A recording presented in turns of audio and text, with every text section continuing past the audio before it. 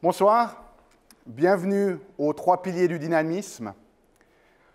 Entre 2003 et 2010, j'ai travaillé dans mon cabinet environ 5 jours par semaine. Et en tant que chiropraticien, essentiellement, je suis debout toute la journée. Et en 2010, de par une des spécialisations que j'ai faites dans la prise en charge d'enfants qui souffrent de problématiques de déficit d'attention, d'hyperactivité ou de dyslexie, j'ai été amené à en fait, créer un cours de formation pour d'autres praticiens. Et c'est un ami qui m'a aidé en fait, à lancer ce projet-là. Et ce qu'il ne m'avait pas dit, c'est qu'il avait déjà en fait, pris un groupe de 15 docteurs qui avaient déjà payé pour le cours. Et il m'a dit, voilà, maintenant, il faut que tu leur enseignes. Donc, pendant 3 mois, j'ai dû préparer ce cours au fur et à mesure qu'on l'enseignait. Et donc, j'ai réduit ma quantité de temps au cabinet à 3 jours par semaine. Et j'ai passé les 4 autres jours de la semaine environ 18 heures par jour devant mon ordinateur. Le problème, c'est qu'au bout de 4 jours, j'étais fatigué, j'ai mal au dos, ce que j'ai très rarement. Et le pire de tout, c'est que je ne me reconnaissais plus. J'ai complètement perdu confiance en moi. Et j'étais là, mais je ne vais jamais y arriver. Et le lendemain, je retourne au cabinet, et première matinée, le fait de rebouger, je me sens déjà un peu mieux. Et synchronicité absolue, qui arrive souvent dans ma vie, un patient arrive qui avait toujours un peu des douleurs récurrentes au niveau du bas du dos, et il me tend un article sur les dangers de la position assise, et il me dit « Docteur Pauly, vous ne pensez pas que ça pourrait jouer un rôle dans ma problématique chronique ?» Et là, tilt. Donc, je vais farfouiller un petit peu, je trouve ces informations, et puis, ça me fait clic. Donc, je passe les 3 mois suivants, en fait, en position debout pour préparer mon cours, et là, plus aucune de ces symptomatologies que j'avais expérimentées sur les 4 premiers jours. Donc, ça m'avait vraiment marqué. Je m'étais dit, un jour, je vais approfondir le sujet. Et ça m'a pris quelques années pour y revenir, vers 2014-2015, où j'ai commencé d'étudier un petit peu plus en profondeur ce thème. Certains d'entre vous, on a partagé un petit peu les résultats, notamment des découvertes au niveau physique, dans la conférence qu'on avait faite, que vous avez dans le DVD. Et puis aussi les conséquences psychologiques, parce que vous allez voir, c'est très intéressant, en fait, cette relation entre cette position assise et ce manque de dynamisme et la manière dont on nous affecte dans la vie de tous les jours. Et on a commencé de travailler avec un groupe de patients pour vraiment développer une solution, parce que la réalité, elle est comme ça. Le manque de dynamisme et cette position assise prolongée, c'est la 2e cause évitable de mortalité selon l'OMS. Okay. Il y a la cigarette qui tue plus de gens, mais après ça, c'est la position assise. C'est avant la malbouffe, c'est avant le manque de sport, c'est avant l'obésité. Donc vous pourriez faire beaucoup de choses très justes, mais si vous êtes assis longtemps pendant la journée, eh bien, il vous manque un maillon très, très important.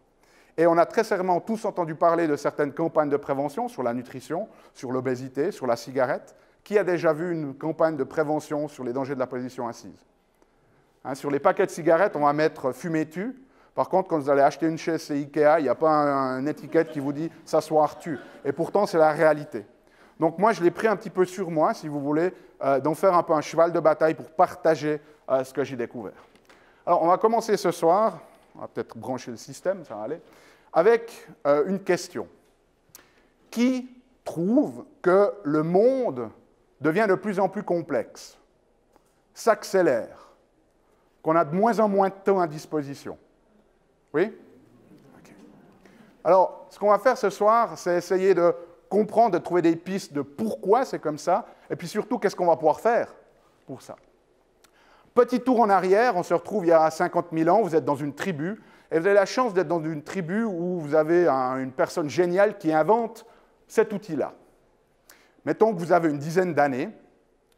Dans les années qui vont suivre de votre expérience de vie, combien de fois cet outil-là va être amélioré? Combien de versions il va y avoir, à votre avis? Pas beaucoup, hein? Si ça se trouve, peut-être 2000 ans plus tard, on utilise toujours le même outil.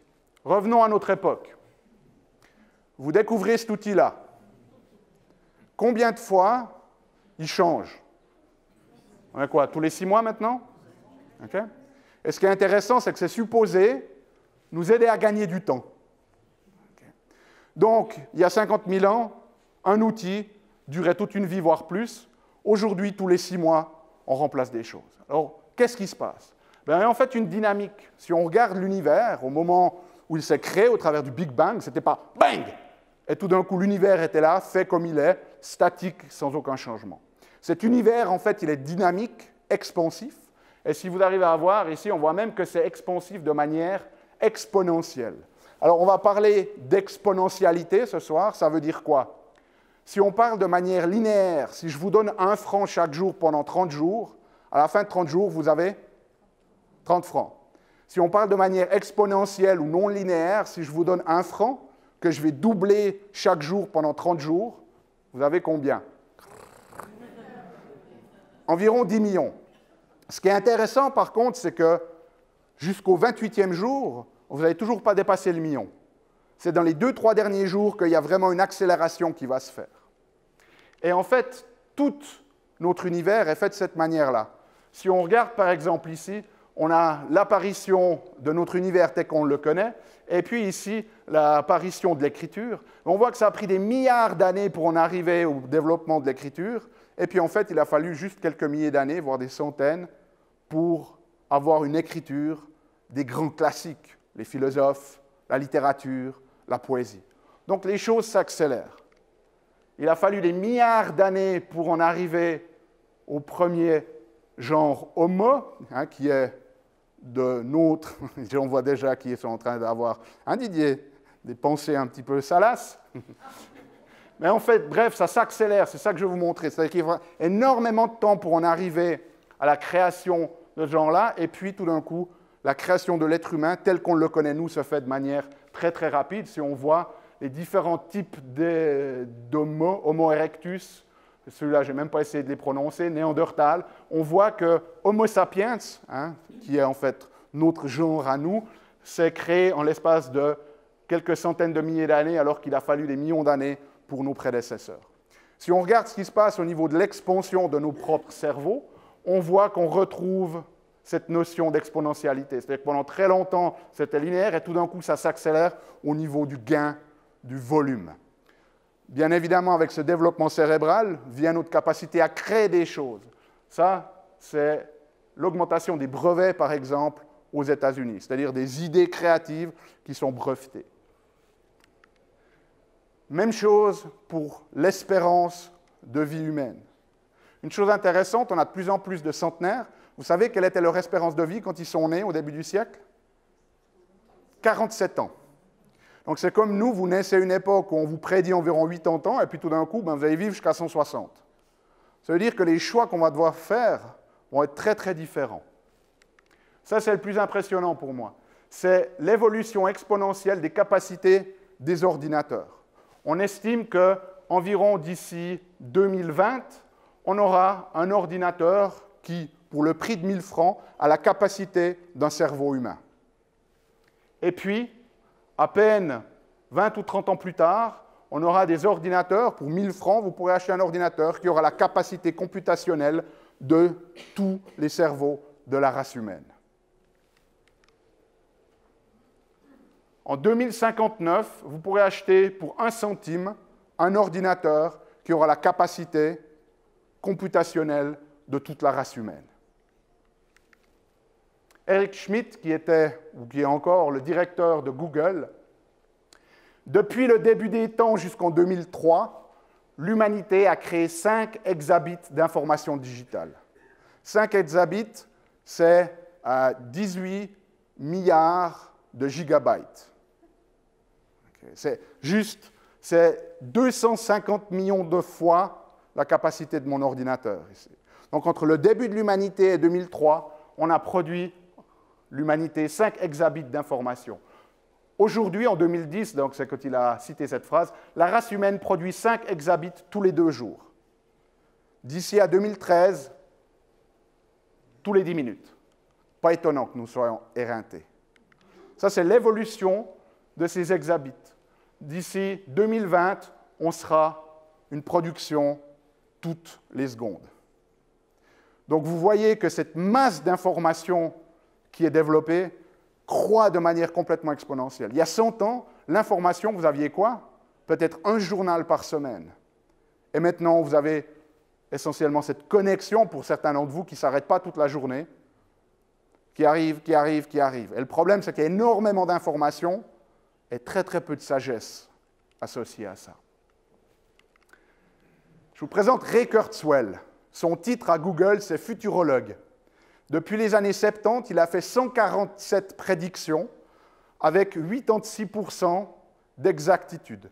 Il avait prédit l'apparition de l'Internet, il avait prédit qu'un jour un ordinateur battrait un être humain aux échecs, il avait prédit qu'un jour on pourrait parler à une machine et qu'elle serait commandée par notre voix. Et le gars, de temps en temps, il se trompe, rarement, mais de quelques années. Alors c'est intéressant de voir qu'est-ce qu'il nous dit, notre ami Kurzweil. Alors on ne va pas passer en détail là-dessus, mais par exemple, d'ici à 2019, la puissance totale de tous les ordinateurs est comparable à la puissance cérébrale de toute la race humaine. L'intelligence artificielle créative est désormais capable de créer de l'art et de la musique complexe. Alors pour certains d'entre nous, c'est du genre, je ne veux pas y croire. Ce qu'il faut vous dire, c'est qu'il y a 50 ans, vous auriez essayé d'écrire l'Internet à quelqu'un, il aurait pensé que c'était de la science-fiction. Et nous, on a un petit peu cette même réaction, parce qu'on est sur la défensive. Mais technologiquement, c'est ce qu'on va être capable de faire. D'ici 2029, l'intelligence artificielle affirme être consciente et pétitionne ouvertement pour la reconnaissance de ce fait. 2029, c'est dans pas très longtemps. Okay. Qu'est-ce qu'on a d'autre de beau? Un PC à 1000 $ est désormais 1000 fois plus puissant que le cerveau humain. 2030, des nanomachines sont insérées directement dans le cerveau pour contrôler les signaux entrants et sortants. Le téléchargement de l'esprit est réussi et amélioré et les humains deviennent intégrés à des logiciels. Alors je pense que la plupart d'entre nous, on est là, moi jamais. Et en même temps, si j'étais une mouche sur le mur, très certainement, pour beaucoup d'entre vous, je vous verrais déjà avec votre extension à la main toute la journée. La seule différence, c'est que ça sera intégré dans votre cerveau. Okay? Mais pour une grande partie de la population, surtout pour le jeune, c'est en train de se faire. Et si vous pensez que c'est de la science-fiction, eh bien, certains des plus grands entrepreneurs, Elon Musk est celui qui a développé Tesla, les voitures électriques, ils investissent dans ce genre de compagnie. Alors, à savoir si nous, on veut aller là en tant que société, c'est encore une toute autre histoire. Mais la technologie, elle sera capable de le faire. 2045, un PC coûtant 1000 $ est 1 milliard de fois plus intelligent que tous les êtres humains combinés. En 2049, ils prédisent ce qu'on appelle le point de singularité, c'est-à-dire le moment où l'intelligence artificielle sera une intelligence beaucoup plus apte que l'intelligence humaine à faire face à ce qui se passe sur Terre. Bonne chance. Donc, pas étonnant que parfois on ait l'impression de nager contre le courant, ou, désolé, ma foi, elle était blonde, mais voilà, l'impression de monter un escalateur qui descend. Si vous avez cette sensation-là, eh bien, ce n'est pas étonnant. Et en fait, on est tous en train de se faire prendre dans cette moulinette, dans cette déferlante, okay, avec, par exemple, 3/6 sur 5 souffrent de stress sur leur lieu de travail et 1 sur 5 se sont vides émotionnellement. C'est essentiellement la définition du burn-out. Donc, une personne sur 5 est en burn-out. Et pensez pas que c'est les plus faibles parmi nous. C'est un petit peu comme les canaris à l'époque dans les mines. On prenait des canaris parce qu'ils étaient plus sensibles que l'être humain. Comme ça, quand il y avait des émanations de gaz inodores qui étaient toxiques et mortelles, hop, les canaris mouraient. Et ils faisaient quoi? Ils sortaient en courant de la mine. De nos jours, le problème, c'est qu'on n'arrive pas à sortir de la mine parce que c'est notre terre entière qui est affectée. Okay? La proportion des travailleurs qui ne se sentent jamais ou peu stressés a baissé à 12,2% par rapport à 17% il y a 10 ans. Donc ça veut dire qu'il y a plus que 10% de la population qui disent qu'ils ne sont pas stressés. Alors moi, je les connais, ces gens-là, parce que j'en ai aussi dans mon cabinet qui arrivent. Et sur le questionnaire, dites comment vous sentez-vous? Pas stressé du tout. Puis après, vous retournez à la première page, j'ai mal au dos, j'ai des migraines, j'ai ci, j'ai ça. Ça vient d'où? C'est simplement parce que soit ils sont tellement stressés qu'ils ne s'en rendent même plus compte, okay, ou alors ils ont une mauvaise définition de ce que c'est être sous stress.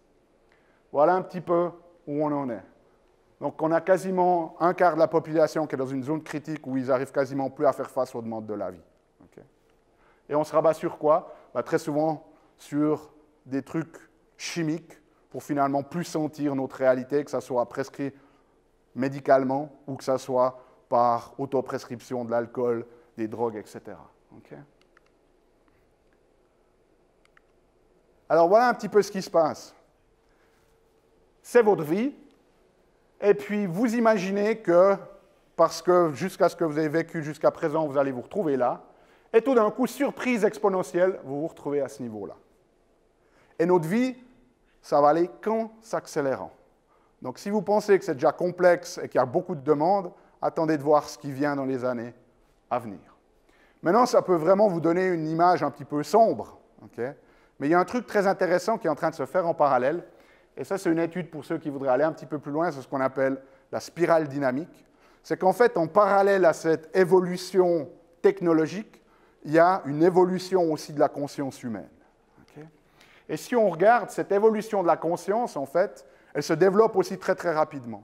C'est-à-dire qu'il y a 5000 ans, eh bien, finalement, il n'y avait pas cette notion d'individu. Hein, vous vous mariez et le roi, il avait le droit de cuissage sur votre femme, par exemple. Et donc, ça a pris des milliers d'années pour en arriver au point de dire les rois, hein, la Révolution française, les rois, on les jette, maintenant, nous, ce qu'on veut, c'est un gouvernement. Et ce gouvernement, ça a duré quoi? 200 ans? Et maintenant, c'est en train de se remettre en question. Hein, si vous avez suivi un petit peu ce qui s'est passé en France, la gauche, la droite, la gauche, la droite, la gauche, la droite, et tout d'un coup, il y a le gars Macron qui arrive, et il dit « je suis ni de gauche ni de droite ». Et il y a des gens qui n'arrivent plus à comprendre, parce qu'il a un niveau complètement différent de percevoir les choses. À savoir si c'est une bonne chose ou pas, ce n'est pas le but de ce soir. Mais vous voyez, il y a une perspective complètement différente. Et en France, il s'est passé quoi? Mélenchon, 18% au premier tour. Et eux, ils veulent quoi? Ils ne veulent plus de ce gouvernement-là. Donc ça veut dire qu'il y a 18% de la population qui veulent encore autre chose. Donc on est en train de se débarrasser même de ces gouvernements. Donc on va globalement évoluer vers ce qu'on appelle un deuxième tiers ou deuxième niveau de la conscience. Et ce premier niveau de la conscience, ici, essentiellement, toutes les relations, ça s'est toujours fait dominant-dominé. On a extrait de l'information et de l'énergie par la force. Vous voulez vous nourrir, on doit tuer des animaux. Vous voulez chauffer votre maison, il faut du pétrole, il faut aller ravager l'environnement. Et ça, c'est plus soutenable dans le temps. Donc, on a cette évolution qui va passer à ce deuxième niveau de conscience, où pour le moment, on a encore très très peu de la population mondiale, peut-être 1%. Certains des spécialistes pensent que ça va aller jusqu'à 11, 12 d'ici les 15 premières années, où il y a des gens qui vont développer des consciences complètement différentes. Déjà entendu parler dernièrement des antispécistes, les gens qui disent maintenant les animaux ont les mêmes droits que nous. Ça, c'est cette évolution de conscience. Alors après, si vous êtes encore, comme dans certains, chez les talibans, où c'est encore des États presque féodaux, ça vous dépasse complètement. On n'arrive pas à comprendre et concevoir que quelqu'un puisse avoir cette notion-là. Mais quelqu'un qui a évolué dans cette dynamique-là, pour lui, c'est tout à fait normal et ça vaut la peine de se battre et potentiellement même de se faire emprisonner pour certains. Donc on voit qu'il y a ces deux consciences qui sont en train de se développer. Il y a cette technologie qui évolue de manière massivement, qui peut faire peur, mais en même temps, on a cette évolution de la conscience. Et ça sera très intéressant de voir comment on arrive à trouver des solutions. Parce que dans ces niveaux nouveaux de conscience-là, ce n'est plus des niveaux où on va extraire par la violence. On va commencer, par exemple, accéder à de l'énergie libre, entre guillemets, le solaire, par exemple, où ça pollue quand même toujours un petit peu, mais nettement moins que les autres sources. Donc on va trouver aussi, on a vu que notre créativité, elle augmente aussi. Donc on va trouver des solutions, très certainement dans les 10 prochaines années, sur des choses qu'on n'aurait même pas imaginées. Et c'est ça qui est aussi formidable. En même temps, on a l'impression qu'on a ce temps qui s'accélère. Oui? Non? Ou que moi? Okay. Alors, qu'est-ce qui se passe vraiment? Est-ce que ce temps s'accélère? Ça, j'aimais bien cette citation. J'avais vu dans une émission, c'était un Marocain qui disait « Vous, en Europe, vous avez des montres, mais vous n'avez jamais le temps. Nous, on n'a pas de montre, mais on a le temps. » Alors, qu'est-ce qui se passe? Ce n'est pas vraiment que le temps il s'accélère, c'est que notre perception, elle change. Et il y a plusieurs raisons à ça. La première, c'est que les nouveautés mémorables façonnent notre perception du temps. Donc, quand vous étiez jeune, il y avait souvent beaucoup de premières. Hein, les premières vacances, le premier jour à l'école, le premier état amoureux, le premier baiser. Et donc, quand vous vivez des nouveautés, le temps, il vous paraît beaucoup plus lent que quand vous répétez toujours la même chose. Donc, si vous voulez commencer de changer votre perception d'accélération du temps, eh bien, infusez consciemment dans votre quotidien de la nouveauté. Faites quelque chose que vous n'aviez jamais fait avant. Ou alors, essayez de voir vos habitudes ou ce qui est habituel pour vous de manière différente. Ce soir, quand vous rentrez et que vous retrouvez votre époux ou votre épouse, si vous en avez un ou une, eh bien, essayez de la voir ou de le voir différemment. Essayez de voir quelque chose que vous n'aviez jamais vu chez lui ou chez elle. Peut-être que c'est un poil dans une oreille, je ne sais pas, mais trouvez quelque chose de nouveau. Okay? Deuxième perception, c'est qu'on perçoit le temps relativement à la durée de notre existence. Donc, si vous avez 5 ans, une année, ça représente 20% de votre existence. Alors qu'à 50 ans, ça représente plus que 2%. Donc, ça nous paraît beaucoup plus rapide, en fait, que ça ne l'est quand on l'est à l'enfance. Et si vous voulez ralentir ce système-là, appliquez cette stratégie des 25 ans, on en reparlera à la fin. Ensuite, en vieillissant, nous faisons moins attention à la notion du temps. Hein, le 1er décembre, quand vous êtes enfant, waouh, 24 jours jusqu'à Noël, et puis vous ouvrez le calendrier de l'an, ce petit chocolat, et vous aimeriez bien aller ouvrir le deuxième. Qu'est-ce que ça fait long jusqu'au lendemain. Okay. À 40 ans, vous faites quoi? Vous êtes en train de crouler sous les factures, il y a encore plus de travail au boulot, il faut encore aller courir, faire des cadeaux, et vous ne voyez plus le temps passer. Donc si vous voulez ralentir ce mécanisme-là, vivez dans le moment présent. On va en parler aussi un peu plus tard. Quatrième moyen, c'est en fait quand on est sous pression, le temps passe beaucoup plus vite. Il y a des études qui montrent que c'est vraiment le cas, c'est cette notion de stress en fait. Plus on est sous stress, plus on a l'impression que le temps passe vite parce qu'on n'a jamais assez de temps pour tout faire. Et ça, c'est vraiment vrai à travers toutes les cultures et à n'importe quel âge. Une des stratégies, mettez un jour libre. Alors peut-être que ce n'est pas facile au début, peut-être que vous commencez avec une matinée par mois, mais prenez un moment où vous n'avez absolument rien dans votre calendrier, rien dans votre agenda. Et vous vous levez le matin, et si vous voulez rester au lit, vous restez au lit. Si vous voulez glander devant la télé, mettez en place ce pouvoir de l'oisiveté. Et essayez d'allonger ensuite ce temps-là et de le mettre le plus en plus souvent dans votre existence. Cinquième, le multitâche. Plus vous faites des trucs en même temps, plus le temps a l'impression de passer vite. Et ce n'est pas vraiment qu'on a le temps qui s'accélère, c'est qu'en fait, de nos jours, on vit dans une multitude d'actions simultanées. Hein, on ne mange plus tranquillement, on mange en regardant la télé. On n'est plus au travail, on est au travail et on est en train de regarder son iPhone. On fait tous des trucs à double. Et en fait, dans notre société hyper productiviste, c'est devenu le nouveau truc cool de pouvoir faire plein de choses à la fois. Le problème, c'est que ça vous rend bête. Ceux qui se targuent d'être bons à faire plein de choses à la fois, dans les études, ça montre que le fait de faire plusieurs trucs à la fois, c'est essentiellement aussi néfaste pour votre cerveau que fumer de la marijuana ou de ne pas dormir pendant une nuit complète, quant à l'impact que ça a sur votre quotient intellectuel. Donc, qu'est-ce qu'on peut faire là? Bloquez-vous du temps pour faire ce que vous avez besoin de faire. On a tous trop souvent l'habitude de faire ce qu'on appelle du travail superficiel. On regarde les emails, et puis après on passe un petit coup sur Facebook, et puis finalement rien n'est fait. On a l'impression d'avoir brassé beaucoup d'air pour rien du tout. Donc prenez des moments, si vous avez envie de créer quelque chose, de contribuer, pour vraiment pouvoir passer du temps sur ce que vous avez envie de faire. Et protégez-le avec vigueur. Si quelqu'un s'approche de vous dans la rue et vous fait « Hey, tu me passes un bras ?» Vous allez le regarder comme ça et puis vous dites « Mais t'es fou, toi !» Par contre, on donne notre attention et notre temps comme ça sans réfléchir. Hein, vous êtes en train de faire un truc, le téléphone sonne, hop, ça prend priorité. Donc on donne notre temps comme ça, un peu à tout le monde, à la pub, au machin, et finalement on ne protège plus notre capacité à avoir du temps qu'on passe pour créer ce qu'on a envie de créer. Sixième aspect, les technologies nous donnent cette perception d'accélération du temps. Il y a une étude très intéressante où ils ont pris des gens, ils leur ont fait lire un bloc de texte, la même longueur, le même nombre de mots. Un, c'était sur un bon vieux bout de papier dans un bouquin, et l'autre, c'était au travers d'une pub sur Internet. Les gens qui ont lu cette pub sur Internet, ensuite ont mal estimé la période de temps que ça leur a pris. Ils ont l'impression que le temps passait beaucoup plus vite. Donc ces technologies aussi, c'est comme si ça entraînait un espèce de métronome interne qui, lui, commence aussi de s'exciter aussi vite que tout ce qui se passe dans notre environnement digital.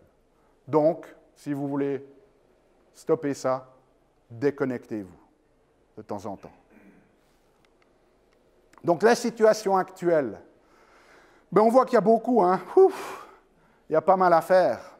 Maintenant, ce qui est intéressant, c'est que si vous voulez renforcer votre musculature et développer un corps d'athlète comme le mien, par exemple, qu'est-ce qu'il faut faire? Est-ce qu'en restant toute la journée dans le canapé, ça va le faire? Non. Donc on va devoir faire quoi? Vous avez votre force initiale, on va devoir challenger ce muscle. Mesdames? OK. Maintenant, si on continue de le faire tout le temps, qu'est-ce qui va se passer? Au bout d'un moment, on va blesser notre muscle. Okay? Donc, si on veut qu'il puisse se renforcer, il va falloir mettre un peu de repos. Et ensuite, ça va améliorer notre force. Et c'est exactement ce qui se passe dans notre vie. Un challenge, ce n'est pas nécessairement problématique, ça peut même être intéressant si on arrive à l'intégrer. Donc, voilà notre vie. Et notre vie, tout d'un coup, il y a quelque chose qui la perturbe. Perturbation. Maintenant, à la suite de cette perturbation, il peut se passer quoi? Soit vous n'arrivez pas à faire face et on tombe à un niveau inférieur d'adaptation, et typiquement, on appelle ça un traumatisme. Ou alors, vous pouvez prendre cette perturbation pour passer à un niveau supérieur d'adaptation, ce qu'on appelle la croissance. Donc, c'est vraiment intéressant de voir que le mécanisme qui détermine un traumatisme ou le fait de grandir ou de croître, c'est une perturbation, c'est une déstabilisation de notre vie. Et la différence entre tomber ou monter, c'est quoi? Inscrivez-vous à mon prochain. C'est le rep-haut. C'est, en fait, notre capacité à aller, REP, dans des ressources énergético-perceptuelles. Qu'est-ce que ça veut dire? Ça veut dire qu'on a suffisamment la capacité d'aller puiser dans une source d'énergie quelque part, on en reparlera, et la capacité à changer notre perception. C'est deux outils vraiment fondamentaux. Votre capacité à aller puiser dans des ressources énergétiques et dans votre capacité à changer la perception que vous avez des choses, c'est ce qui va déterminer si dès le moment où il y a un challenge ou une déstabilisation, vous allez passer vers le haut ou vers le bas. Okay? Alors on a 3 obstacles actuellement à ça. Très certainement beaucoup plus, mais ce soir, si on va avoir le temps de faire un petit peu la fête, on va se limiter à 3. Le premier, c'est notre propre système nerveux. Vous vous souvenez qu'on a dit que tout évolue de manière exponentielle. Par contre, notre système nerveux, il y a très peu de changements biologiques qui se sont faits sur ces 40 à 50 derniers 1000 ans. Donc notre système nerveux, lui, s'est développé là, et maintenant, il doit faire face à un monde qui est comme ça. Okay? Et ça, c'est très problématique pour lui. Alors, une des choses qu'on a qui est problématique, c'est en fait cette nouvelle science du stress. Dans les années 20, il y a des modèles qui ont été développés où on était essentiellement tranquille, et tout d'un coup, il y a un truc qui vous stressait, hop, ça vous stressait, et puis après, le stresseur disparaît, et vous retrouvez votre niveau de base. Okay? Donc, tranquille, un stress, et ça disparaît. Et puis, on s'est rendu compte qu'en fait, il y a vraiment beaucoup de gens qui sont vraiment très stressés tout le temps, et qu'on n'arrive pas vraiment à expliquer ces mécanismes. Donc, certaines personnes ont dit, ah, il y a de la persévération cognitive, c'est-à-dire qu'il y a un truc qui vous stresse, ce stress disparaît, puis vous continuez de cogiter dessus, quoi. Okay? Consciemment ou inconsciemment. Et puis on s'est rendu compte que finalement, ça ne permettait pas d'expliquer ce qui se passe. Et il y a des nouvelles études maintenant qui sont de plus en plus étayées, qui montrent que cette notion de stress, en fait, pour pouvoir faire face à son environnement à l'époque qui était extrêmement dangereux, votre corps a besoin d'être toujours sous stress. C'est un petit peu comme si vous participez à un braquage. Alors, je ne suis pas en train de donner un conseil de le faire, on se comprend bien. Si vous participez à un braquage et que vous êtes le gars qui attend dans la voiture devant la banque, vous n'allez pas attendre la voiture éteinte, quoi. Parce qu'au moment où vos collègues sortent, il faut pouvoir démarrer très rapidement. Donc l'idée, c'est vous laisser le moteur tourner, vous avez le pied sur l'accélérateur et le pied sur le frein, tout ce que vous avez à faire, c'est whoop, enlever le pied du frein et whoop, ça part. C'est exactement ce qui se passe dans notre système. D'un point de vue de survie, c'est ce qu'on a dû faire. Donc on a un système qui est constamment sous stress, constamment sous stress, constamment sous stress. Si vous n'avez pas bien compris, constamment sous stress. Et le seul moyen d'interrompre cette réaction du stress, c'est de créer des moments de sécurité. Alors, on va reparler de ce que ça veut dire. Mais ça, c'est fondamental. Et s'il y a un truc que vous retenez le soir, c'est ça. C'est que c'est plus du genre « Ah ben, je peux être tranquille, de temps en temps, j'ai un stress, et je vais le gérer ». C'est que physiologiquement, vous êtes tout le temps sous stress, et vous devez activement, consciemment, intentionnellement, vous créer des plages de sécurité. Alors, dans ce modèle, ils ont parlé de 3 choses qui maintiennent le corps dans cet état de stress constant, qui n'arrive plus à créer ces plages de sécurité. Le premier, c'est notre fitness. Si vous n'êtes pas en bonne forme physique, votre cerveau va percevoir que vous n'avez plus nécessairement les capacités à faire face aux demandes de la vie. Vous échappez d'un tigre ou d'une tribu ennemie. Okay? On a encore ça dans nos gènes. Donc, si vous n'êtes pas au top, votre corps, lui, il perçoit ce danger constant, on n'a plus ces plages de sécurité et cette réaction du stress se perpétue. Ensuite, votre niveau d'énergie. Si vous n'avez pas suffisamment d'énergie, eh bien, votre corps va percevoir ça comme une menace. Si vous avez des douleurs, votre corps va percevoir ça comme une menace.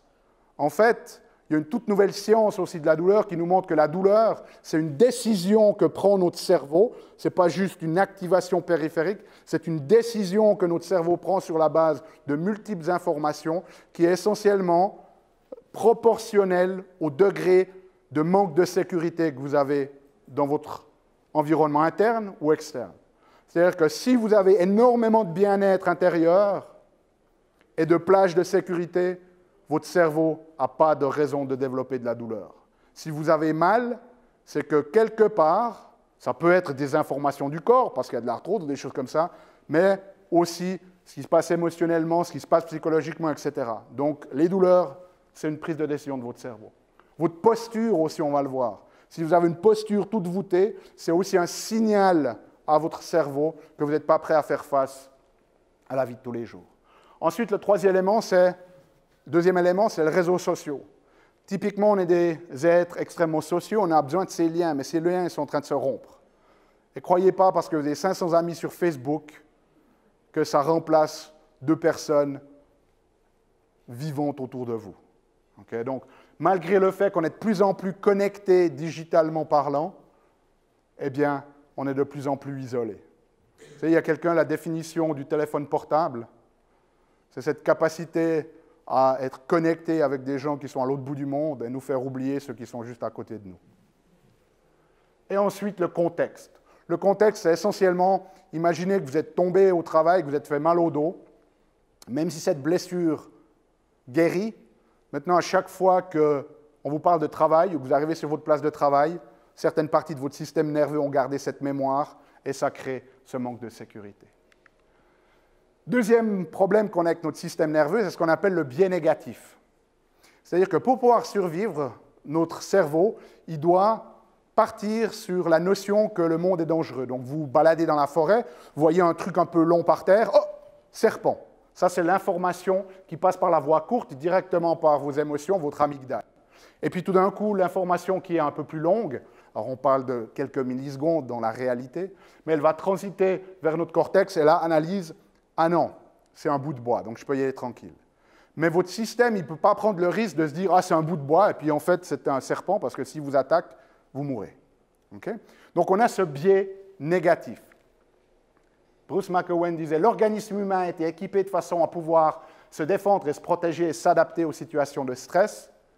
Sans ces systèmes, la vie serait impossible. Encore faut-il être capable, pour éviter qu'ils nous jouent de mauvais tours, de les mettre en veilleuse lorsqu'ils ne sont pas nécessaires. » Gardez ça à l'esprit. Notre système nerveux, c'est du velcro pour les expériences négatives et c'est du téflon pour nos expériences positives, intrinsèquement parlant. Donc vous ne pouvez pas juste compter sur votre réponse par défaut. Si vous voulez que ces expériences positives collent, mais il va falloir consciemment, intentionnellement faire un travail là-dessus. Autre aspect qu'on a, c'est que dès le moment où on est sous stress, on va balancer notre système nerveux dans des ondes qu'on appelle bêta. Vous avez tous entendu parler de l'électroencéphalogramme, hein, on vient mesurer nos ondes cérébrales. Là, quand vous dormez, il y a des ondes cérébrales qui sont différentes dans la journée. Alors, ces fréquences bêta, c'est ces fréquences de stress. C'est ce qui s'active quand on est en train de raisonner, quand on est en train de se défendre. Le problème qu'on a, c'est que ça nous coûte énergétiquement énormément. Et puis, ces ondes bêta, tout ce qu'elles sont capables de faire, c'est de reproduire des vieux schémas du passé. Donc, on a dit on a un monde qui est en évolution complexe, constante. Donc, pour pouvoir faire face, il va falloir faire quoi? Être de plus en plus dans la capacité d'être créatif, de trouver des solutions et de ne pas de se focaliser sur le problème. Quand vous êtes sous stress, vous êtes incapable de le faire. Dans ce système bêta, vous vous déconnectez en fait de ce côté intuitif. Okay. On a une notion aussi que les neurosciences sont en train de montrer, qui sont de plus en plus importantes, c'est que lorsque vous voulez apprendre quelque chose ou maximiser vos fonctions cognitives, rêvasser est extrêmement important. Et maintenant, on fait quoi? Quand il y a un enfant qui rêvasse un peu à l'école, hop, on médique. Notre cœur, ce n'est pas juste une pompe, c'est un système électromagnétique qui est quasiment 5000 fois plus puissant que notre cerveau. Quand vous entrez et que vous passez de plus en plus de temps dans cet état alpha de détente, de sécurité, de bien-être intérieur, vous favorisez la connexion avec ce système-là. Si vous êtes en stress, vous coupez cette connexion. Et il y a des études fascinantes qui montrent que ce système-là est capable de prescience. On peut prendre une personne, mesurer ce qui se passe au niveau électromagnétique sur son cœur, lui présenter de manière complètement aléatoire des photos de différentes émotions, positives ou négatives, avant même que l'ordinateur ait produit la photo, notre cœur, il sait déjà ce que c'est. Il va déjà réagir. Donc, il est capable, en fait, d'aller dans le futur. C'est juste « Oh, de quoi il parle, docteur Pauly ?» Okay. Mais c'est une réalité. Alors, si on mesure votre cœur et sa fonction au niveau de votre rythme cardiaque, si vous êtes en colère, voilà ce qu'on va voir sous le tracé. Si vous vous mettez en relaxation, on voit que ça va être un peu mieux. Par contre, il y a quelque chose de complètement différent avec cette courbe lorsque vous êtes dans l'appréciation totale, dans la gratitude. Et l'idée ici, c'est de comprendre que physiologiquement, dès le moment où vous êtes dans votre tête, eh bien, vous ne créez pas ce qu'on appelle cette cohérence psychophysiologique. Cette connexion entre votre cœur et votre cerveau, mais avec le cœur qui dirige, et pas la tête. Et ça va être de plus en plus fondamental dans ces années à venir. C'est de pouvoir être dans ces intuitions, de pouvoir être dans cette créativité, d'être dans cette connaissance intérieure, pas juste le savoir intellectuel. Il y a des modèles aussi, pour ceux que ça intéresse, on appelle ça la théorie polyvagale de Porges. Il y a plusieurs manières de réagir.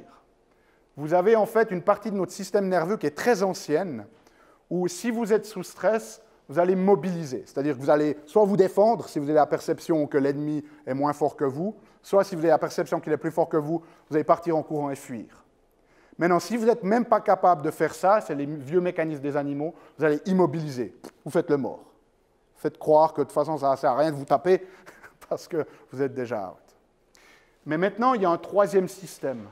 Quand on crée de la sécurité, vous entrez dans un système d'engagement social. Et ça, c'est essentiel pour pouvoir commencer de créer, d'être intuitif et de collaborer. Donc, si on veut passer à ce nouveau deuxième niveau de conscience, on va devoir sortir notre corps de cette physiologie de défense dans laquelle il est de manière basique, si vous voulez, pour pouvoir commencer d'entrer dans cet état alpha, de créer beaucoup plus cette connexion par le cœur, cette connexion avec la créativité, l'intuition, et de pouvoir développer ses capacités d'engagement social, pour pouvoir commencer de collaborer avec les autres. Pas dans une dynamique de « je suis meilleur que toi », mais vraiment dans une dynamique collaborative pour pouvoir faire face aux défis qui nous font face. Maintenant, le problème, c'est que la grande majorité de tout ce qu'on fait, c'est essentiellement ça. De nos jours, à part peut-être la psychologie positive, si vous avez déjà entendu parler, qui est l'idée que ce n'est pas juste de ramener quelqu'un au point normal, mais de lui donner des nouveaux outils pour qu'il puisse aller encore mieux, à part peut-être cette psychologie positive, toutes les autres approches, tout ce qu'elles font, c'est essentiellement vous faire fermer les yeux et boucher les oreilles. Mon corps me donne un feedback, je traduis symptômes, et qu'est-ce qu'on fait? Hop, on prend une petite pilule pour plus l'écouter. Okay? Donc, si vous vivez comme ça, vous avez beaucoup plus de probabilité de vous prendre un coup de pied dans le derrière. Okay? Deuxième problème qu'on a, c'est les technologies.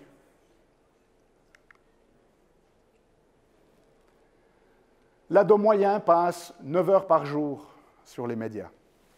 Il y a un sondage très intéressant où ils ont demandé aux gens, au travers de différentes catégories d'âge, combien de fois par jour vous connectez-vous à Internet? Alors, les 55 à 65 ans ou plus ont répondu une certaine quantité, les 35 à 55 ont répondu une autre, les 25 à 35 encore une autre, et les 15 à 25, ils ont dit « je ne comprends pas la question ». Combien de fois est-ce que vous vous connectez par jour? Mais je suis tout le temps connecté. Okay. Alors, on sait que ça a des trucs, l'utilisation, par exemple, de votre téléphone portable, ça stresse, ça crée des problèmes de sommeil. Vous aurez les notes pour ceux qui vont accéder ensuite à la... Donc, on ne va pas passer trop de temps ici. Voilà certaines des choses très sympathiques de ces réseaux sociaux. Ça crée de la démence digitale, ça favorise le multitasking, qui est essentiellement la même chose que fumer de la marijuana. Ça impacte notre image corporelle, ça réduit la métaconscience, ça perturbe le sommeil, ça crée du FOMO, Fear of Missing Out. Qu'est-ce qui s'est passé? Il ne faut pas que je manque, parce que sinon, je ne vais plus avoir de conversation avec les autres. Okay? Allez, juste un petit pour la route. 84% des 18 à 24 ans admettent avoir mal au dos à force d'être voûtés sur leur téléphone portable, ce qu'on appelle l'e-posture. Ce qui est très bon pour des gens comme moi, bien évidemment, au niveau business. Si vous voulez passer du temps sur les réseaux sociaux, choisissez YouTube. Il semblerait que ça ait un impact un petit peu positif pour vous. Tous les autres, c'est négatif. Les fans d'Instagram, désolé. Et puis, ça a aussi un impact au niveau physique. C'est-à-dire que le plus, vous êtes comme ça.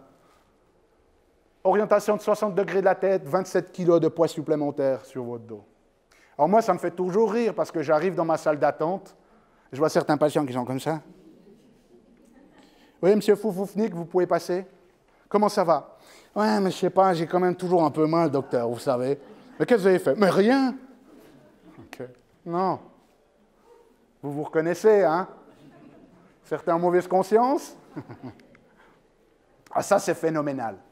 Ils ont pris des gens, ils les ont divisés en 4 groupes, et ils leur ont fait passer, en fait, un test, un sondage en ligne.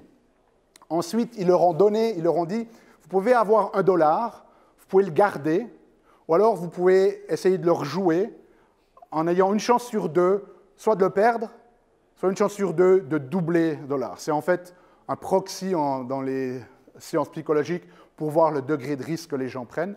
Et une fois qu'ils ont fait ça, ils ont rempli encore quelques questions en ligne, et ensuite l'investigateur leur a dit, OK, maintenant, ce que je vais faire, c'est que je dois juste aller remplir quelques papiers pour pouvoir vous payer.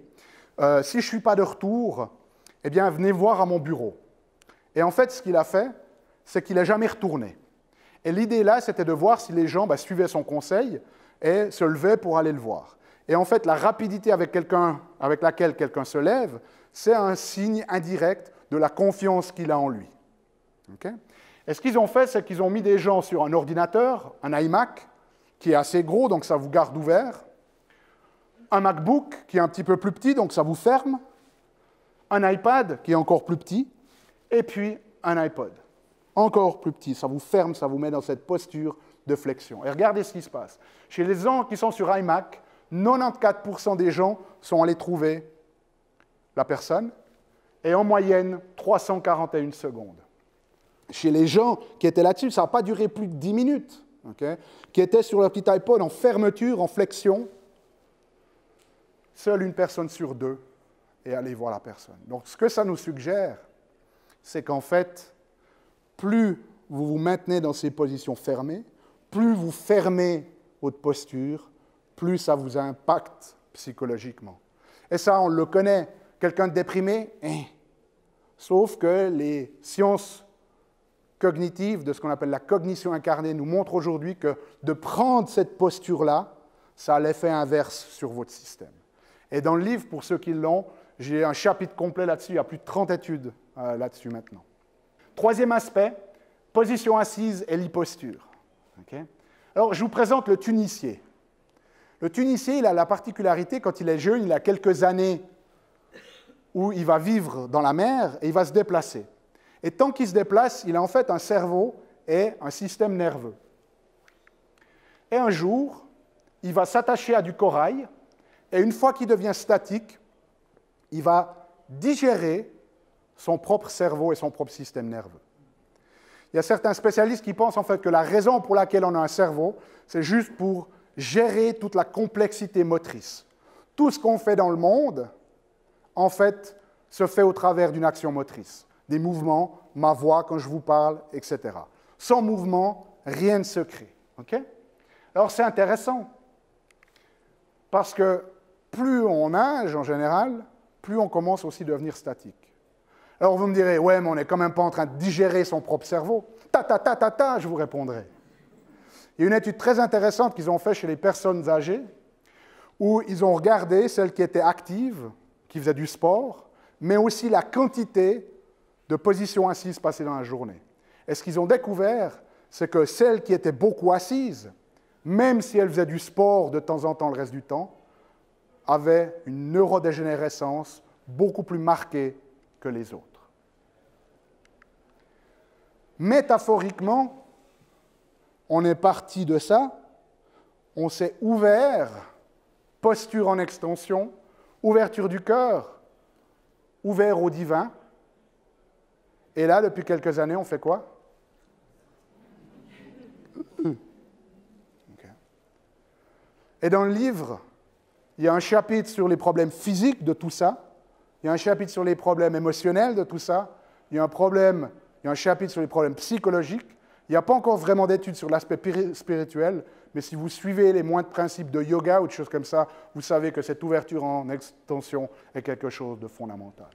Donc je ne vais pas passer dans les détails ici, mais c'est associé à quasiment toutes les maladies, cette position assise. C'est associé à de nombreuses problématiques psychologiques. Et finalement, si on était malin, peut-être que c'est ce qu'on devrait faire. Oups, on a foiré. Alors, c'est quoi la solution? Tadam! Ben, c'est d'être dynamique. Maintenant, cette notion de dynamique, c'est quelque chose qui est vraiment inspiré de ce niveau du deuxième tiers ou du deuxième niveau de conscience. C'est-à-dire aussi qu'il y a de fortes chances que si vous commencez à mettre en application ces principes-là, parce qu'on a dit c'est peut-être environ 1% de la population en ce moment-là, ben vous vous retrouvez un peu comme ce gars-là, quoi. Okay? À l'encontre de ce que font la majorité des gens. Et maintenant, la question, c'est de savoir, est-ce que vous avez suffisamment de valeur sur vous-même pour commencer de prendre soin de vous comme il faut, ou est-ce que vous allez suivre la masse? Alors, être dynamique, c'est quoi? Ben, c'est la reconnaissance des besoins immémoriaux de notre corps d'être en mouvement, quasi de manière perpétuelle. Ça ne veut pas dire que vous devez courir partout comme un poulet qui a la tête coupée, dans tous les sens sans savoir où vous allez, et d'être tout le temps en train de faire du sport. Ce que ça veut dire, c'est qu'il faut rester en mouvement. Ça veut dire qu'on va utiliser aussi consciemment et intentionnellement notre posture, notre énergie et nos perceptions, notre psychologie, pour embrasser, tout en restant centré, de nouveau pas en se dispersant, mais en restant centré sur soi-même, un monde en évolution exponentielle. C'est pas la honte quand on a son papa qui est prof et qui est dans la salle.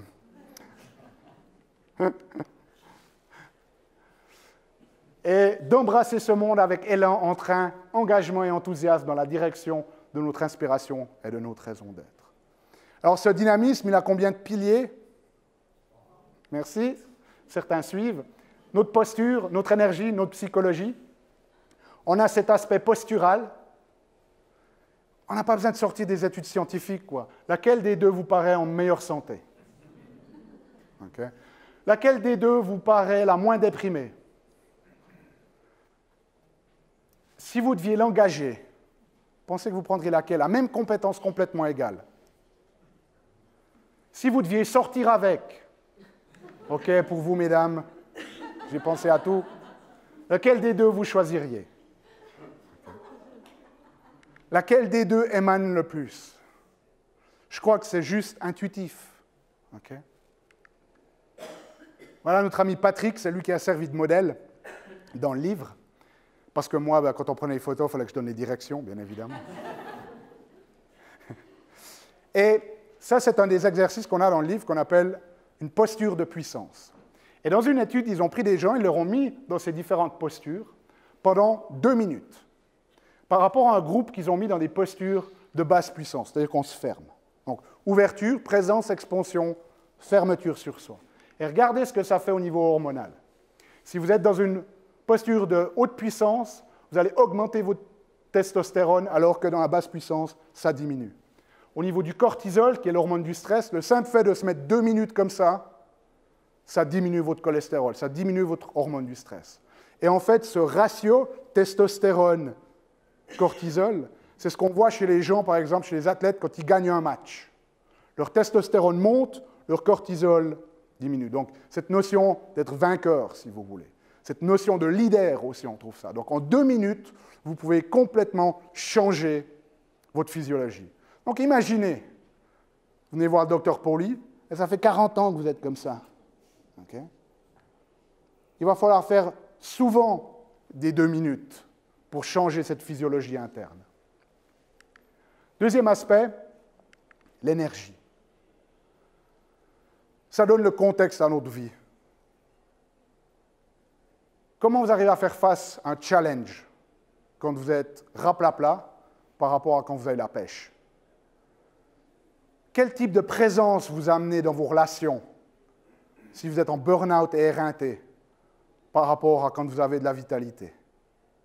Je crois que je n'ai pas besoin de vous donner beaucoup plus de détails. Cette capacité à générer de l'énergie, parce que ce n'est pas une question où on en a ou on n'en a pas, c'est apprendre à la générer, elle est fondamentale. Alors, ces émotions, on peut en avoir différentes, des négatives hautes, par exemple, la colère. Hein, vous pouvez avoir beaucoup d'énergie, mais plutôt de type émotion négative. L'enthousiasme pour les positives hautes. Le calme ou la relaxation, la dépression. Donc, si vous n'avez pas suffisamment d'énergie, eh bien, ça va être difficile de faire l'expérience de ces émotions positives. Certaines fois, on a des patients qui viennent, ils sont dépressifs, on commence à travailler avec eux, et puis d'un coup, les gens ils sont là, « Ah, mais docteur Pauly, ça fait 3 mois que je viens ici, et puis je vois toujours pas de changement. » Waouh! Tu as plus d'énergie dans le système, tu peux commencer de ressentir de la colère, ça fait combien de temps que tu n'en avais pas ressenti? Okay. Et puis, il y a quelque chose d'encore mieux que ces émotions-là.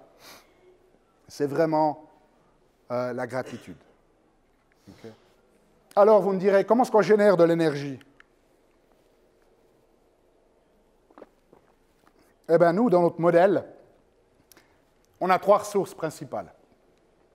L'énergie métabolique, qui a à voir avec la production d'énergie par les mitochondries, on ne va pas entrer dans les détails. Si vous voulez en savoir plus, on a une formation qui s'appelle les 4 piliers de la vitalité, qui entre dans les détails. La deuxième, c'est l'énergie liée. C'est quoi l'énergie liée?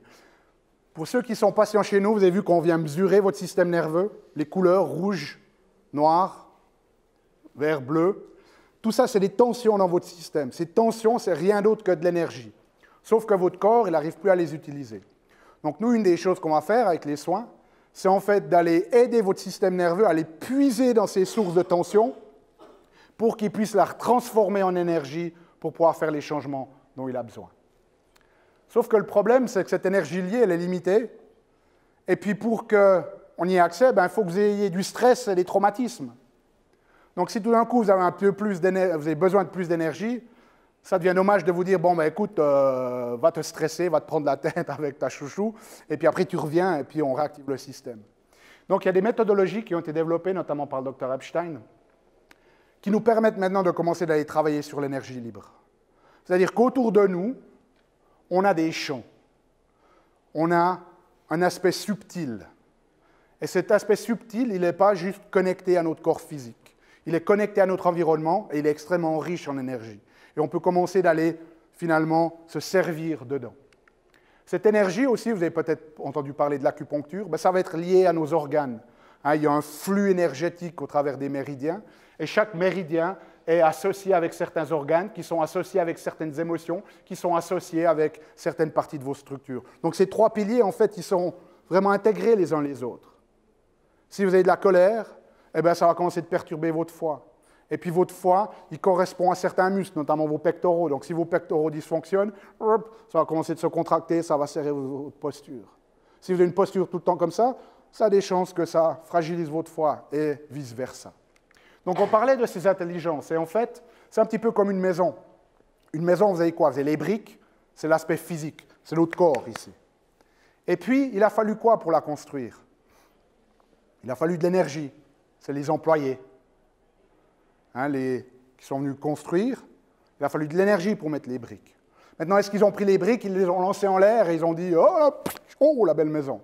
Non, il y avait quoi derrière tout ça? Un plan. Et notre corps, il a un plan.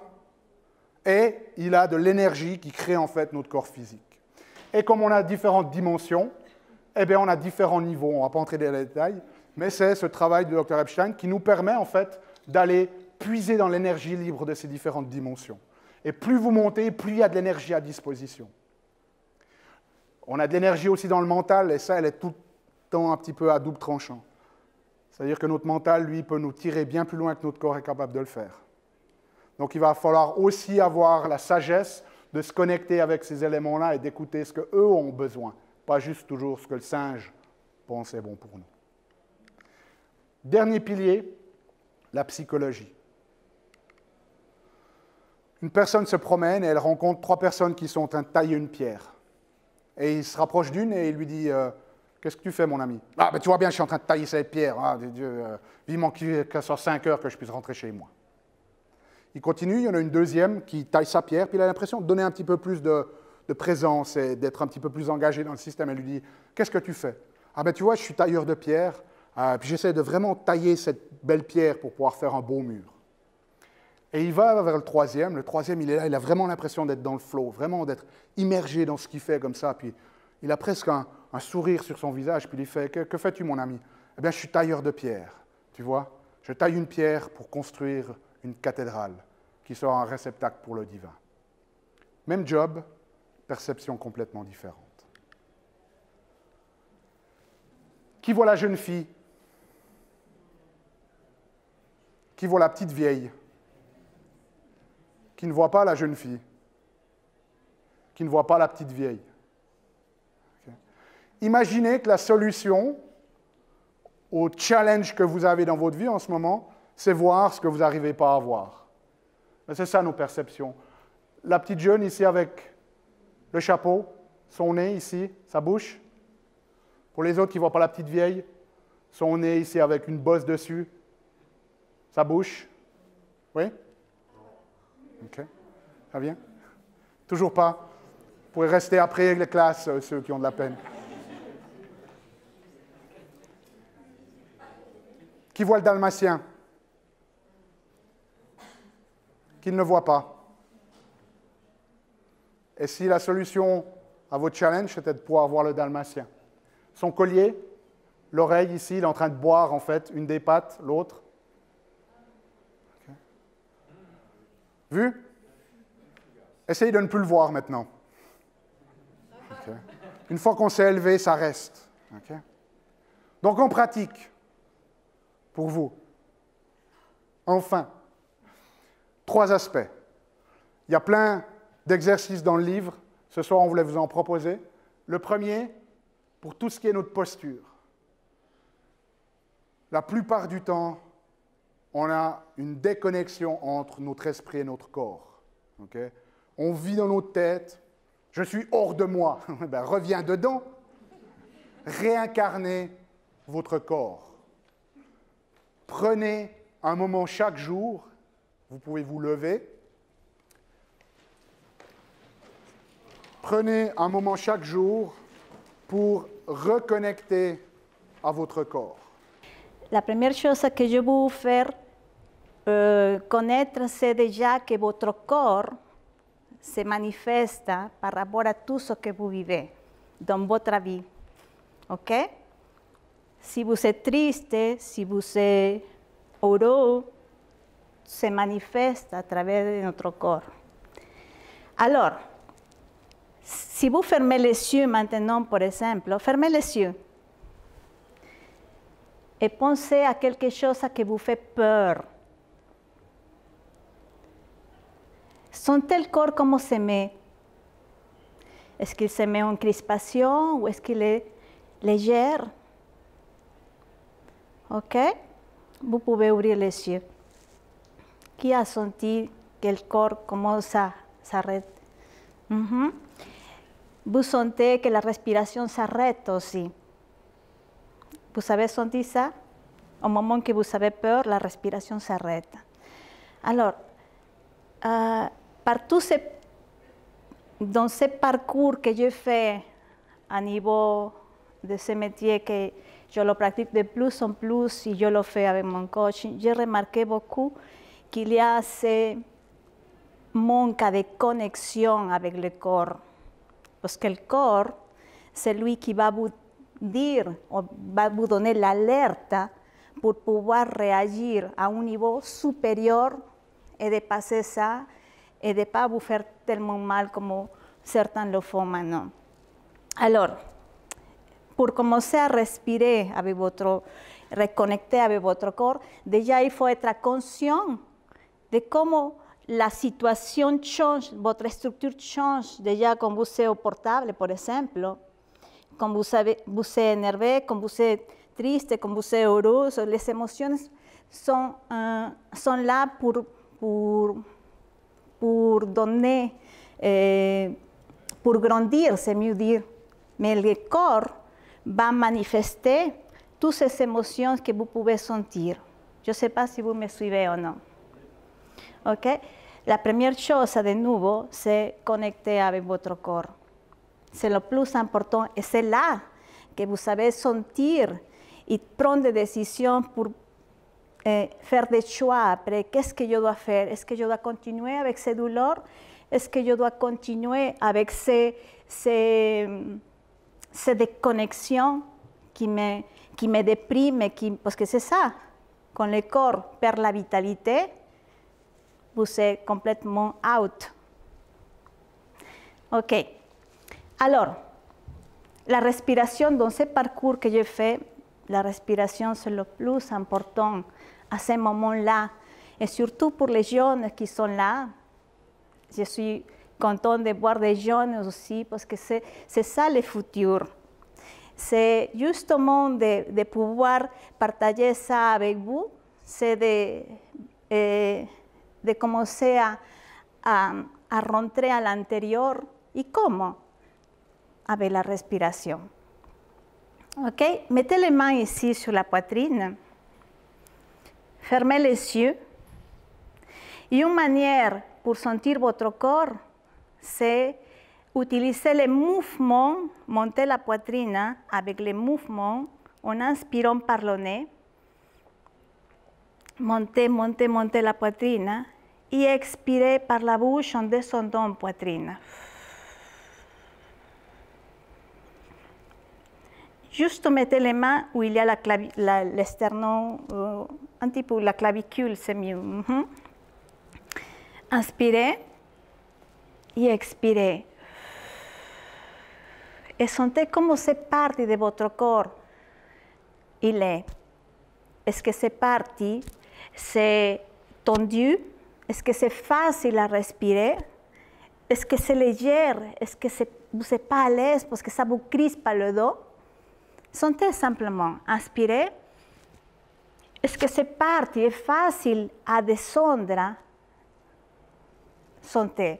Inspirez par le nez en soulevant la poitrine et expirez par la bouche. Doucement. OK? Allez à la partie plexus solaire, à la deuxième partie, que c'est important aussi, c'est inspirer ce petit endroit poussé en inspirant par le nez et expirant par la bouche. Et sentez comme il est. OK? Encore une fois, inspirez. Le plexus solaire, gonflez ce petit endroit. Ça demande beaucoup de concentration parfois. Et expirez. Et maintenant, allez à la troisième partie, que c'est le nombril. Juste là, inspirez en sortant le nombril et expirez nombril en rentrant le nombril. Simplement, c'est parti. C'est difficile pour se concentrer, mais c'est la manière de connecter à votre corps. Inspirez et sentez comme il va le nombril. Et expirez.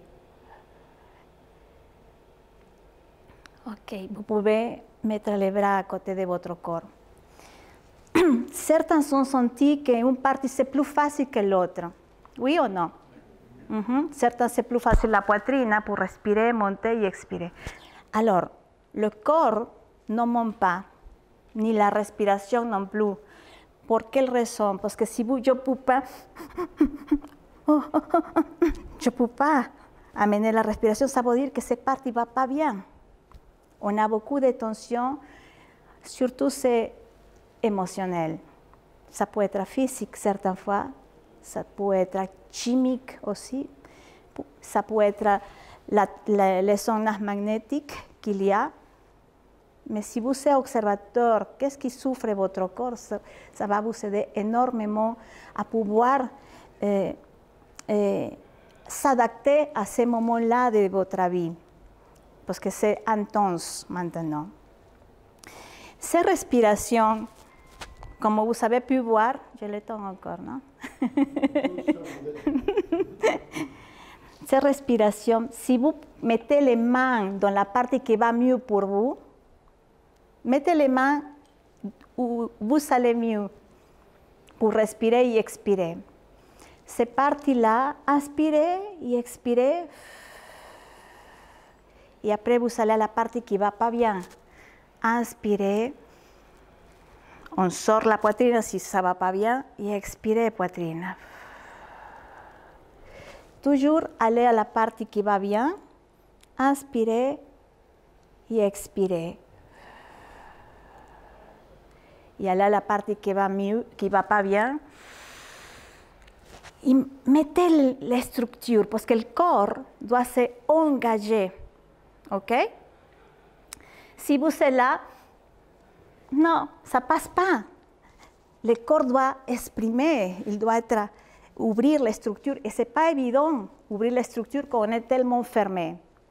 Mais si vous acceptez que votre corps il est fermé, vous allez, OK, maintenant je ouvre. Et je expire. Je vais à la partie qui va mieux. Inspirez et expirez. Et cette respiration, pour ceux qui méditent, qui font la méditation, c'est très bien de le faire en touchant le corps. Parce que le corps enregistre plein de choses, émotionnelles surtout, du passé, croyances, pensées, comme vous allez faire avant, vous avez pensé à la peur. Et tout de suite, pic, se ferme. Donc, première recommandation, faites cet exercice 1 ou 2 fois par jour, simplement vous reconnecter. Vous ne posez pas de question de savoir si vous mettez bien les mains, juste vous connecter avec le corps. Okay?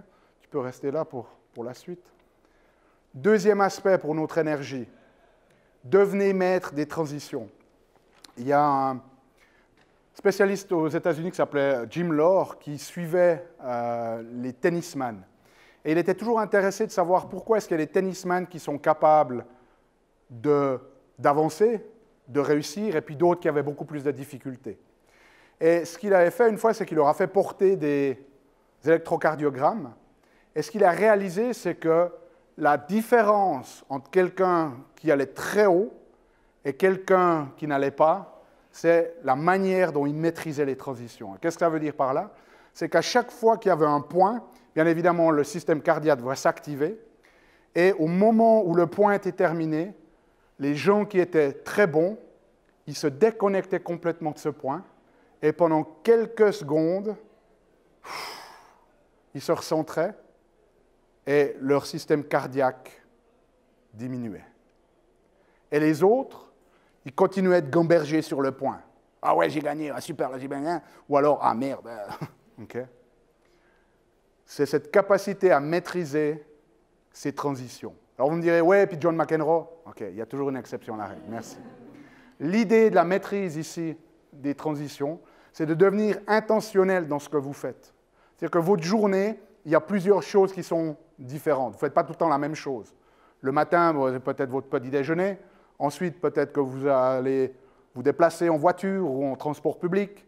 Après, peut-être que vous allez travailler un moment, soit, je ne sais pas, à la maison avec les enfants, ou alors que vous allez sur votre place de travail. Mais vous pouvez compartimentaliser votre journée. Okay? Donc la première notion, c'est de dire, voilà, ah ben tiens, le matin, j'ai mon petit déjeuner. Ici, ensuite, je vais me déplacer. Là, je vais passer 4 heures au travail. Là, je vais aller dîner, etc. Et à chaque transition, prenez un moment pour remettre de l'intention. Au petit déjeuner, qu'est-ce que vous avez envie de faire? Peut-être manger quelque chose de sain et de le manger de manière tranquille. Si vous allez en déplacement, quelle est votre intention?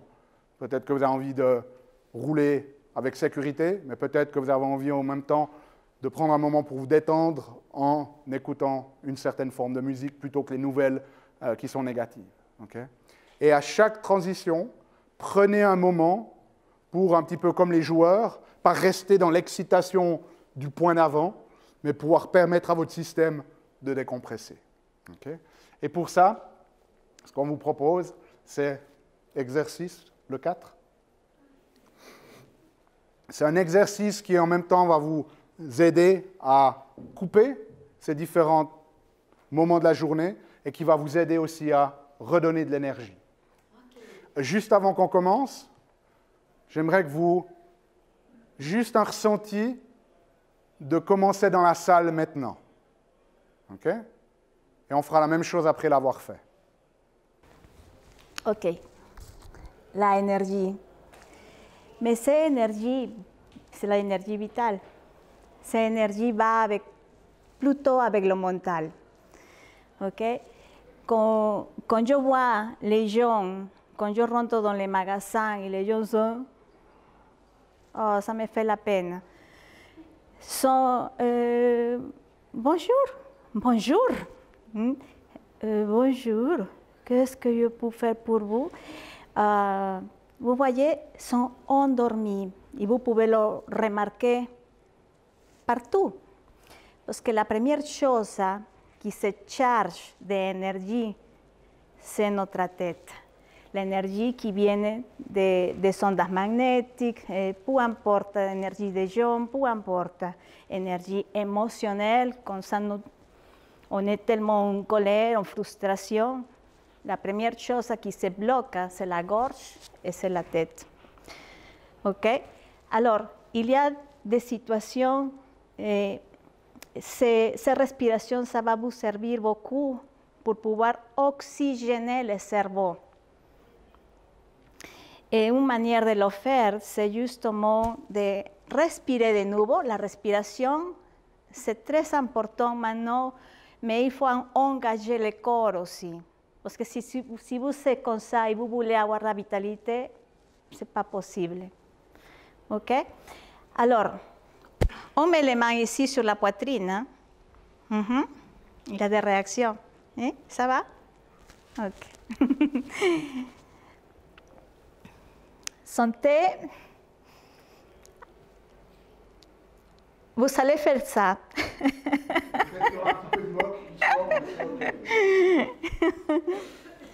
Alors, non, je rigole. Alors, la première chose, on va inspirer par la narine gauche, qui communique au cerveau gauche. Oxygéner le cerveau gauche, mais pour sentir la respiration au cerveau gauche, il faut être profond et soulever la poitrine. Inspirez et expirez en descendant. On expire par la même narine et on descend la poitrine. On ferme la narine gauche et on inspire jusqu'à la tête en soulevant la poitrine par la narine droite. Et on expire. On ferme la narine droite et on passe à la narine gauche et on inspire en soulevant la poitrine. N'oublie pas d'engager le corps. y expirez. Gardez la poitrine bien ouverte, ouvrez la structure. On inspire, on inspire, on inspire et on expire. Et maintenant, vous allez le faire plus suivi. Une fois chaque narine, un cycle de respiration, chaque narine. Inspirez et expirez pour chaque narine en soulevant la poitrine et en descendant.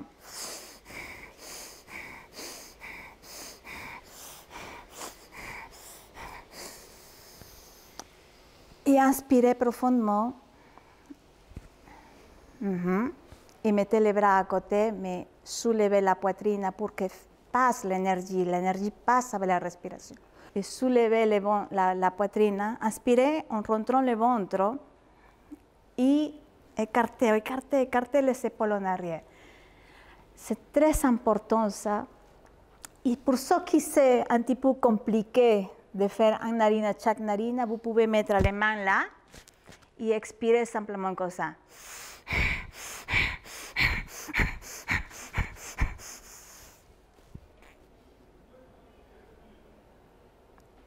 Et là, vous allez sentir l'énergie qui passe jusqu'à la tête.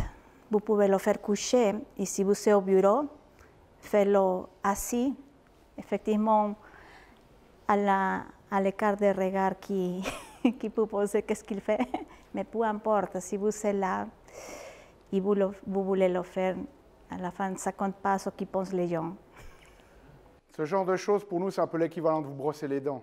Okay? On a tous développé une hygiène. Qui s'est douché ce matin? Okay? La plupart d'entre nous. Qui a pris soin de son esprit ce matin? Déjà moins de personnes. Okay? Donc l'idée, c'est ça. C'est de développer aussi une hygiène, pas juste pour votre corps physique, mais pour votre corps émotionnel, pour votre corps psychologique, pour votre âme et au-delà. Et vous allez sentir, vous allez voir hein, que tout ça se clarifie. Tout vient en clarté, tout c'est « Oh, wow, les décisions sont prises tout de suite. » Il n'y a pas de doute. Parce que quand on est bloqué, quand on est trop de cette énergie à la tête, on n'est émotionnellement pas bien, qu'est-ce qui ça va passer? Vous n'allez pas prendre de décision. Vous n'allez pas avancer ni reculer. Vous allez tourner en boucle. C'est ça l'énergie de frustration ou énergie de blocage que j'appelle. OK? Qui a senti que l'énergie dans la salle a changé? Troisième pilier, psychologie. Apprenez à vivre dans le moment présent. Comment est-ce qu'on fait ça? 2, 3 choses. La première, et ça je vous conseille de le faire régulièrement, prenez un moment pour vous, un quart d'heure, 20 minutes. Vous prenez une feuille de papier et vous notez dessus tout ce que vous avez en tête. Pour certains, il va falloir plusieurs feuilles. Mais l'idée, c'est qu'on a tous ces trucs qui nous restent, auxquels on est en train de penser. Il faut que j'aille acheter du lait. Vous voyez ce que je veux dire? Prenez des moments où vous allez défragmenter votre système, un peu comme votre ordinateur. Comment est-ce qu'il se passe, votre ordinateur? Il ralentit au bout d'un moment. C'est la même chose avec notre cerveau. Prenez un moment, ça peut être une fois par semaine, une fois par mois, mais faites-le régulièrement. Vous vous asseyez et vous notez tout ce que vous avez en tête. Ensuite, ce que vous pouvez faire, vous pouvez aller catégoriser, si vous voulez, de qu'est-ce qui est vraiment important, de qu'est-ce que vous pouvez peut-être déléguer, de qu'est-ce que vous pouvez complètement laisser de côté, mais sortez tous ces trucs de votre tête.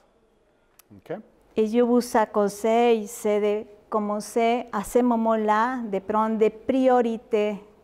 Peu importe si le reste encore à faire, mais les priorités, c'est important de savoir choisir qu'est-ce que c'est le plus important pour ne pas devenir une machine. Et après, vous allez chez le docteur Poli. Oh, voilà. Donc prenez le temps pour faire cet exercice et une fois que vous avez un petit peu défragmenté, mis sur papier, et faites-le vraiment, je vous recommande, ne le faites pas sur vos trucs portables, il y a vraiment quelque chose de particulier dans l'acte graphomoteur. Okay? Faites-le sur du bon vieux papier et une fois que vous avez fait ça, un petit exercice derrière. 9. Il y a une chose très importante pour vivre dans le moment. C'est déjà commencer à avoir la gratitude. ça va effacer l'ego. Gratitude, c'est pour vivre le moment. Gratitude parce que j'ai une maman qui va bien. Gratitude parce que j'ai mon travail qui me plaît. Gratitude parce que je peux me lever tous les jours avec mes pieds et mes bras tout complets. C'est ça. Vivre le moment pour dépasser tout mental quand vous n'êtes pas bien. C'est la gratitude que vous pouvez manger, que vous pouvez dormir dans un, comment se dit, toit. Avoir un toit sur la tête. C'est justement la gratitude qui va vous permettre de vraiment rester centré malgré les choses que vous pouvez vivre à ce moment-là, que parfois on n'aime pas. Alors, pour accompagner cette gratitude, chaque jour et commencer la journée, je vous conseille déjà de lever les bras au ciel. Toujours la poitrine. Pourquoi je me focalise sur la poitrine? Parce que la plupart de vous, c'est la poitrine qui ferme. Et ça, c'est émotionnel, beaucoup d'émotions qu'il y a. OK?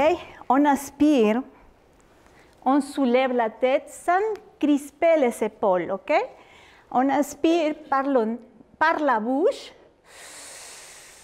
comme si c'est un aspirateur, et sentez les doigts des mains, comme on tire et fait stretching aussi. On soulève la poitrine, en inspirant sans forcer la tête, parce que la tête, il va partir en arrière, ok, pour regarder le ciel. Inspirez par la bouche, et en descendant la poitrine, expirez par le nez. Pas baisser les bras. Bouche, et expirez. Pour ceux qui sont croyants, connectés au divin, et pour ceux qui ne sont pas croyants, connectés à vous-même, que vous avez un potentiel incroyable à explorer et à accepter et le faire exprimer maintenant. OK? On inspire et on expire par le nez. On inspire et on expire par le nez. On inspire et on expire par le nez. Et là, vous pouvez dire merci beaucoup, univers, en inspirant par la bouche. Inspirez. Pour qui je suis. Vous pouvez lui dire avant d'expirer. Et on expire. Merci beaucoup, univers, pour tout ce que j'ai maintenant. Et on expire par le nez. Toujours la poitrine. Merci beaucoup, univers, pour tout ce que je fais au service des autres. Et expirez.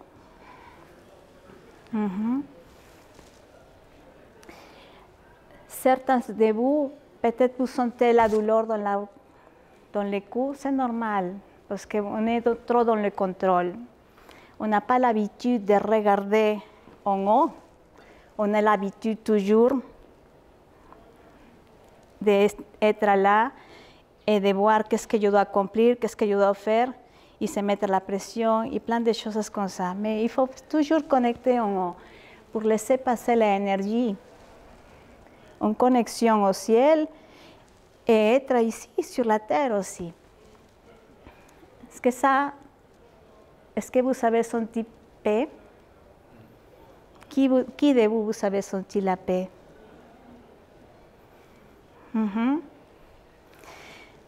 C'est la manière d'arrêter un petit moment la routine.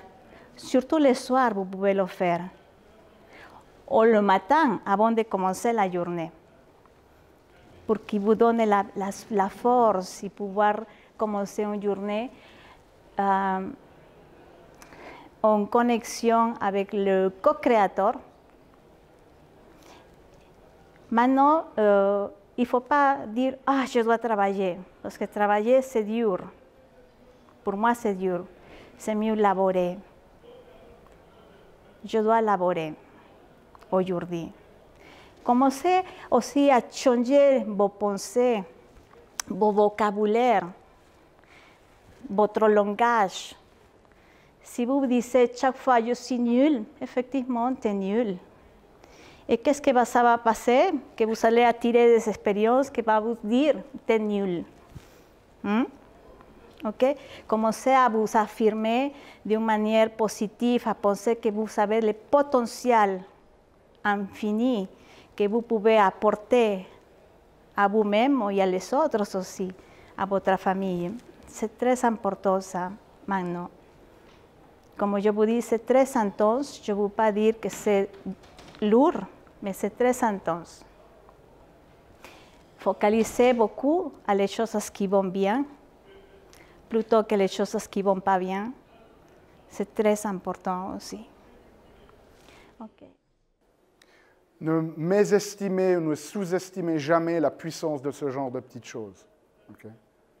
Notre vie, elle est faite de petits moments comme ça. Et c'est des choix que vous allez faire chaque jour, consciemment ou intentionnellement. Est-ce que vous allez rester assis ou est-ce que vous allez vous lever un moment? Est-ce que vous allez, parce que vous avez 2 minutes, juste aller regarder Facebook pour s'assurer que vous n'avez rien manqué? Ou est-ce que vous allez prendre ces 2 minutes pour faire un de ces exercices-là? Le choix est le vôtre. Mais ce choix, il devient de plus en plus important alors que cette exponentialité continue d'évoluer. Je vous partage une chose, parce que je fais des coaching et souvent les personnes viennent et me disent Cecilia, mais c'est difficile faire la respiration. Oui, c'est difficile porque tu as accumulé tellement qu'à la fin, quand on rentre dans toute cette énergie de misérie, non, on peut dire, de misère, qu'est-ce qui se passe? On n'a pas la volonté pour faire quelque chose que c'est mieux pour nous, que c'est bon pour nous. Si vous sentez la respiration et amenez la respiration à votre corps, vous allez sentir la inspiration. Inspiration. Vous allez travailler, même si vous avez des collègues qui ne sont pas bons, travailler avec beaucoup d'enthousiasme. Et enthousiasme signifie connexion avec Dieu, non? En latin.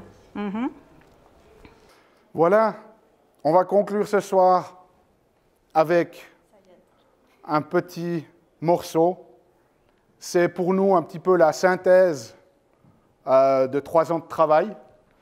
Et on vous remercie d'être venus. Et c'est en fait, peut-être certains d'entre vous l'ont déjà vu pour nos ambassadeurs qui sont avec nous. D'ailleurs, merci d'être venus ce soir. C'est la bonne annonce du livre qui marque pour nous la fin d'un temps qui est la recherche, la synthèse, la création d'une solution. Et puis maintenant, le début d'une nouvelle période qui est en fait d'aller contribuer maintenant à l'humanité avec les conséquences, enfin, la synthèse de ce qu'on a.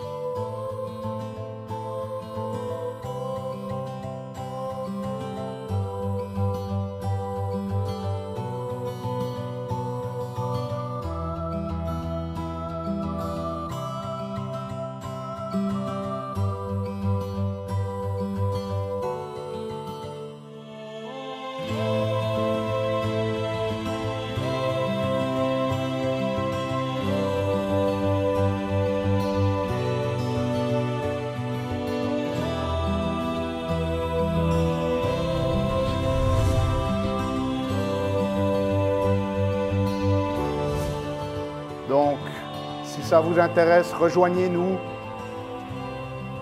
Partagez. On a fait ce test en ligne pour que les gens puissent aller gratuitement s'investiguer, s'auto-évaluer. Ça va leur donner une prise de conscience d'où ils en sont, mais ça va aussi déjà leur donner un début de piste pratique. Une fois que les gens ont fait le test, ils reçoivent un rapport personnalisé de 8 pages. Ils reçoivent aussi une vidéo qui est spécifique aux résultats de leur test et puis un accompagnement par email gratuit de 15 jours qui leur donne déjà des pistes. Merci infiniment. Ça nous touche vraiment que vous soyez avec nous. Ça nous touche parce que ce qu'on fait, on ne le fait pas juste pour nous, on le fait toujours avec le cœur pour pouvoir contribuer et partager au mieux avec le monde. Donc merci infiniment d'être venu ce soir. Et puis restez un moment avec nous pour cette vernissage célébrative. Merci infiniment. Merci à moi.